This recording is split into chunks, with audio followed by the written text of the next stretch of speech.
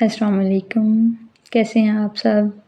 यकीनन आप सब खैरियत से होंगे। अल्लाह ताला आप सबको सेहत दे, ज़िंदगी दे, ज़िंदगियों में सुकून अता करे।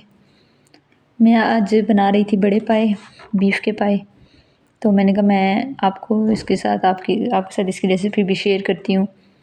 बहुत आसान तरीका है, बहुत जल्दी बन जाते हैं इस तरीके से। ये ईद गुज़री है ना, पता है ईद गुज़री है तो ये तो लवाज़मात जो हैं होते ही हैं। मतलब ये बड़े के पाए हैं। तो अब इसमें मैंने खाली सिर्फ पाए जो हैं वो अच्छी तरह मैंने धो लिए थे। धो के तो इसको मैंने पानी में डाल दिया। पानी में इसको काफ़ी पानी डालना है, इतना कि इसका अच्छे से गल भी जाए और फिर भी इसकी यखनी कुछ रह जाए। अब बाकी ये देखें गरम मसाले, लौंग, दालचीनी, बड़ी इलायची, काली मिर्चें, ज़ीरा, नमक और हल्दी। ये सुर्ख मिर्च नहीं है, कलर आपको ऐसा लग रहा होगा लेकिन सुर्ख मिर्च नहीं, ये हल्दी है और खुश्क धनिया। तो ये हल्दी हमारी हल्दी घर की पिसी हुई होती है तो उसका कलर बहुत अच्छा आता है। हमने खुद घर में लेके पीसी है। इसका भी आपके साथ ना जब हल्दी दोबारा आएगी नहीं तो मैं आपके साथ ज़रूर इसकी भी शेयर करूँगी कि इसको कैसे करते हैं। तो और बीच में लहसुन और अदरक का पेस्ट भी मैंने डाला है। तो जब इसको मैं वेट लगा दूँगी, तकरीबन मेरा 1 घंटा वेट लगी थी इसको। आधे घंटे की मैंने वेट लगाई थी तो चेक किया था तो भी मुझे था अभी थोड़े से और गलने चाहिए। तो फिर आधा घंटा तकरीबन और वेट लगी तो फिर अच्छे से फिर गल चुके थे। फिर ये देखिए मेरी यखनी सी बन गई थी। ये मैंने निकाली अलग बर्तन में यखनी को, और मैंने इसमें प्याज भी ऐड किया था। सॉरी आपको दिखाना याद नहीं रहा उस वक़्त, उस वो क्लिप मेरे से मिस हो गया था। मैं जो है प्याज भी इसमें बीच में ही काट के डाल देती हूँ। फिर इस तरह इसको ना निकाल लेती हूँ प्याज को, और गरम मसाला भी निकाल लेती हूँ क्योंकि गरम मसाले का सारा असर इसमें आ गया और मेरे घर वाले हमें उनको ज़रा गरम मसाला मुँह में आए तो अच्छा नहीं लगता। तो गरम मसाला भी निकल आया और प्याज भी इस तरह निकला है। सारे इस तरह मैंने जो तकरीबन मैंने एक इसमें ज़्यादा इसका पतला ही शोरबा होता है क्योंकि ये खुद ठंडा होते थिक हो जाता है। तो एक मैंने प्याज डाला था बड़ा। तो ये मेरे तकरीबन 2 बकरे के पाए थे, ओहो बड़े पाए थे सॉरी, गाय के। तो फिर मैंने ये प्याज इस तरह सारे निकाल लिए थे जो उसमें मैंने पहले डाले थे यखनी में।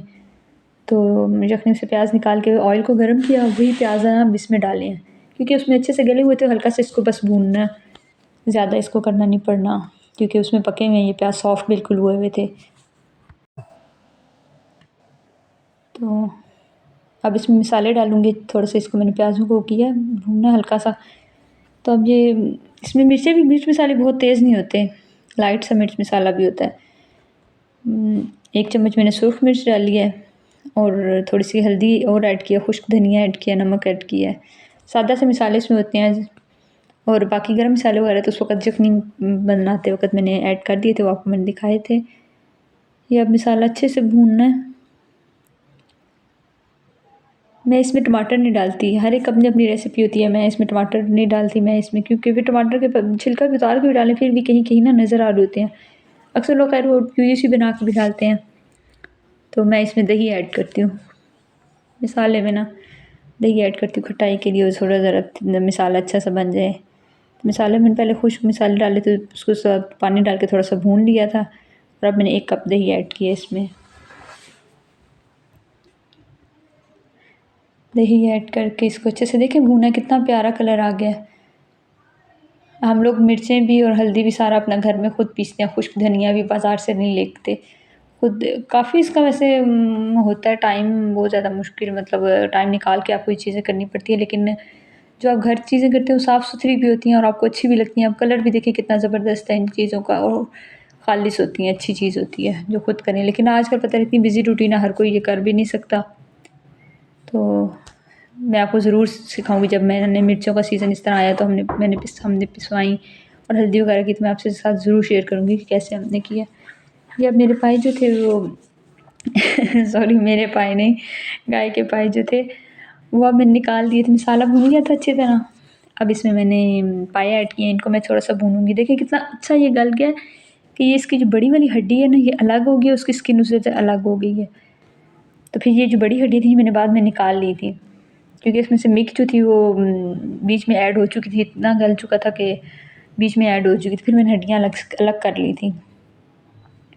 इसको मैं थोड़ा सा मसाले में इसको भूनूंगी थोड़ी देर, ताकि जो मसाले का वो टेस्ट है ना वो इसमें आ जाए। थोड़ा सा इसको भूनूंगी, भूनने के बाद इसको फिर मैं जो इसमें वो पानी लगाऊंगी, तो जो यखनी है ना मैं वही यखनी ही डालूंगी। फिर अगर आप देखें कि अगर वो कम है तो फिर आप और इसमें ऊपर से पानी ऐड कर सकते हैं। तो मैं वो यखनी इसमें ऐड करूँगी। देखें अच्छे से ये भून गया थोड़ा सा, क्योंकि मेरे ज़्यादा गले थे, मैंने बहुत ज़्यादा नहीं भूना, थोड़ी देर ही भूना है। और जब जो मुझे यखनी थी ये मैंने ऐड कर दी इसके अंदर, यखनी इसमें ऐड कर दी है। और फिर थोड़ी देर ये यखनी में इसको अच्छे से थोड़ी देर पके, तकरीबन 10 मिनट, ज़्यादा नहीं मैंने पकाया था, तकरीबन मैक्सिमम 10 मिनट्स मैंने बनाया था और मेरे ये पाए फिर रेडी हो गए थे। थोड़ी देर पकने के लिए रखूँगी तो ताकि फिर ये रेडी हो जाए। ये देखिए जी पाए रेडी हो गए हैं। अब इसको मैं सर्व करने लगी हूँ, चेक कर रही हूँ। और ये इसका शोरबा इस तरह भी आपको पतला लगेगा, लेकिन जब ये पक जाए तो ये थिक सा हो जाता है, बहुत अच्छा होता है। चलिए आप भी ज़रूर ट्राई कीजिएगा, मुझे अपना फ़ीडबैक ज़रूर दीजिएगा। मेरी वीडियो को लाइक करें, सब्सक्राइब करें और कमेंट करें। थैंक यू जी, अल्लाह हाफिज़।